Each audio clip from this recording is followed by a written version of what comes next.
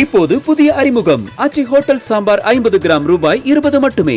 பெரியாரிடம் ஆசீர்வாதம் பெற்றவர் முன்னாள் முதல்வர் ஜெயலலிதா என்று அதிமுக முன்னாள் அமைச்சர் செல்லூர் ராஜு கூறியுள்ளார்.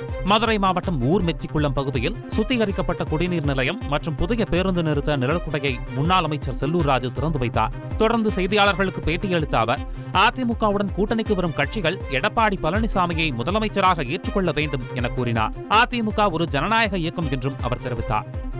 அம்மாவே தந்தை பெரியாருக்கு மாலை அணிவித்து மரியாதை செலுத்தி நேராக போய் சந்தித்து ஆசீர்வாதம் வாங்கியிருக்காங்க. தந்தை பெரியாருடைய கொள்கையை அம்மா தான் பின்பற்றுறாங்க, எங்கள் தலைவர் பின்பற்றினார். எனவே யாருக்கு நாங்கள் பதில் சொல்ல வேண்டியதில்லை. பொதுவாக அம்மாவே சொல்லியிருக்காங்க, ஒரு திராவிட இயக்கத்திற்கு தலைமையேற்கின்ற ஒரு பிராமணன் பெண்ணாக எங்கள் அம்மா வந்தாங்க இல்லையா. அதான் ஜனநாயக இயக்கம் அண்ணா திராவிட முன்னேற்ற கழகம். இப்போது புதிய அறிமுகம் ஆச்சி ஹோட்டல் சாம்பார் 50 கிராம் ரூபாய் 20 மட்டுமே.